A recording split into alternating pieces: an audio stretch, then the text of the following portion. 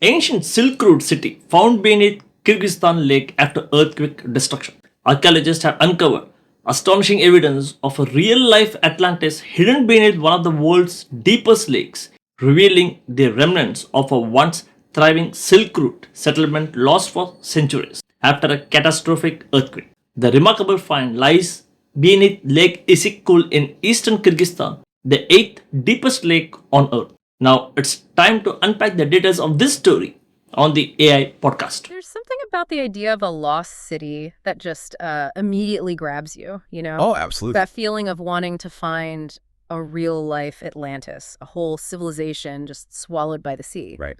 But what if we told you that today, we're not diving into myth, but into, well, concerned recent history? That's exactly it. Today, our deep dive takes us high into Central Asia to one of the deepest lakes in the world. Lake Issyk Kul in eastern Kyrgyzstan, a place steeped in Silk Road history. And for centuries, there have been these local legends, right?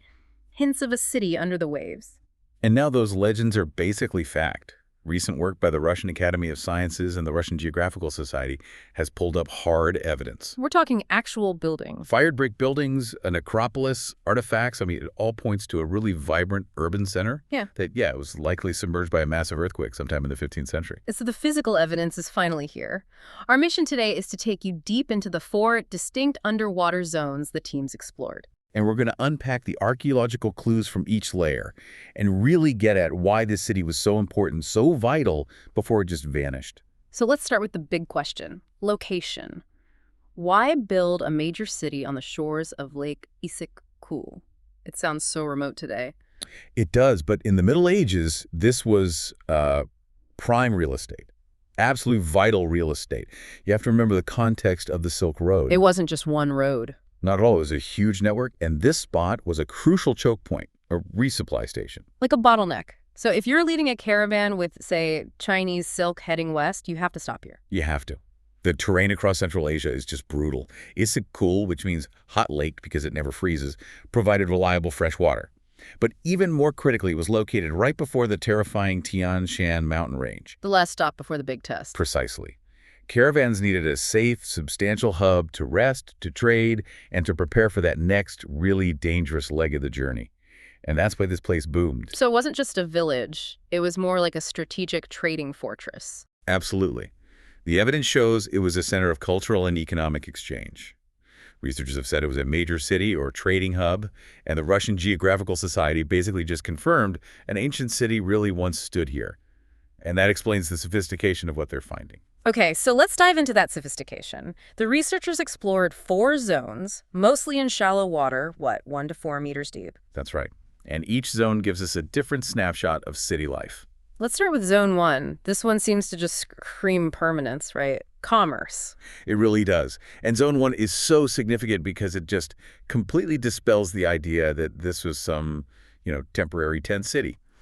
They found substantial structures built with fired brick. And that's a big deal. It's a huge deal. Making fired brick requires kilns, specialized labor, a serious investment. It's a sign of a prosperous permanent settlement. And the artifacts tell the story of the daily grind. Literally. Yes, the millstone. It's one of those small finds that's just a powerful historical nugget. For grinding grain. For grinding grain. It suggests they were settled farmers processing their own harvests, not just relying on traded food. It really grounds the history in their daily lives. And what about the other structures? Was this just a collection of houses, or was it more organized? Well, the archaeologists think they've found the remains of a major public building. Given the time and place, it was probably a mosque or maybe a large public bathhouse. Or an administrative center, maybe? Could be. A place to collect tolls or taxes, whatever it was. Finding it confirms this was a city with governance and public life, not just a marketplace. Okay, so moving into Zone 2, the focus shifts. We go from trade and grain to faith and identity. The necropolis. The necropolis is crucial. It dates from the 13th to 14th century, and it immediately defines the community's identity. It was a Muslim cemetery. And the details are just so well preserved. Incredibly. The graves were all consistently aligned, with heads pointing north and the faces turned toward the Kaaba in Mecca. That's a remarkable detail to be able to confirm centuries later. It really anchors the city in its cultural context. It does. It confirms this hub was fully integrated into the broader Islamic world along the Silk Road. And what's more, they recovered 2 skeletons, a man and a woman. And they're being analyzed now. Yes, and they're a direct window. They can tell us about diet, genetics, where these people came from. It's amazing what you can learn from a burial alignment. So zones 3 and 4 seem to paint the final picture of the city's life, especially its boom years right before the end. Zone 3 is fascinating. Researchers found evidence of later expansion, where newer buildings were constructed directly over earlier burial grounds. Wait, they built over their own dead? They did. That suggests they were desperate for space, like a really rapid, almost frantic period of growth. Exactly. It points to a city experiencing a huge economic boom. The need for new housing or commercial space was so great it outweighed the sanctity of the old graveyard. This was a boomtown building on its own past. A phenomenal detail. And Zone 4, what did that add? Zone 4 gave us a clearer picture of domestic life. Here they found less of the fancy fired brick and more mud brick structures, round and rectangular. So the everyday homes. Probably. Homes for different classes of people, maybe cheaper housing, built quickly during that expansion we saw in Zone 3. It shows you where people ate and slept and raised their families. So we have this dynamic, expanding, wealthy trade hub, and then it just goes silent. Let's talk about the end. What happened? The official cause, backed by geological evidence, is a catastrophic earthquake in the 15th century. Powerful enough to just sink the whole settlement. Powerful enough to shift the topography and submerge the city almost instantly.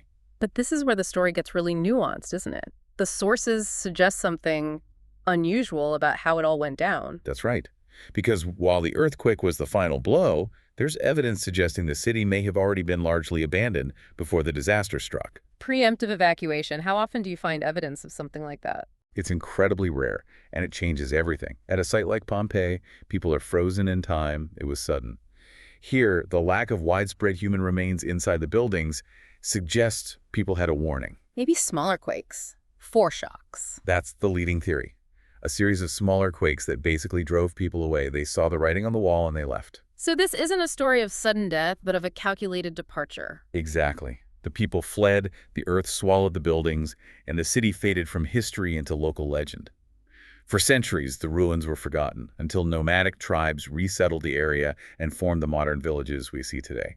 And that brings us full circle to that big comparison, the real-life Atlantis. That's the headline that grabs you. It's a great hook, but it's important to differentiate. Atlantis was Plato's myth, a moral tale about a highly advanced civilization destroyed for its hubris. Whereas the Issyk Kul discovery is grounded in hard archaeological fact. It's rewriting a chapter of Central Asian history. Precisely.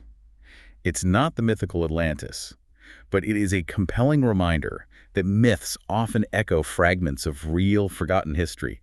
These finds are invaluable. They confirm the legends were true. And with every artifact analyzed, we get closer to understanding the people who thrived there. The key takeaway for you is how we've moved from an obscure legend to confirmed fact, complete with this amazing detail of a city that may have, in a way, chosen its own ending. And that nuance, the idea of abandonment before the earthquake, leads to a really provocative thought. Just think about how much of our history might be missing simply because people recognized an impending disaster and successfully evacuated. They got out in time. They got out. And if they left before the destruction could be documented, their city just vanishes from the timeline. What other great lost cities, places that fueled empires, might have simply been preemptively evacuated, their disappearance turning into myth instead of recorded history? Something powerful to think about. That's all the time we have for this deep dive. We'll talk to you next time. Well, that's truly an astonishing discovery. Okay, one question for you. What clues from the buried structures indicate whether this settlement was a major trade hub or a religious center? Don't forget to comment it. Thanks.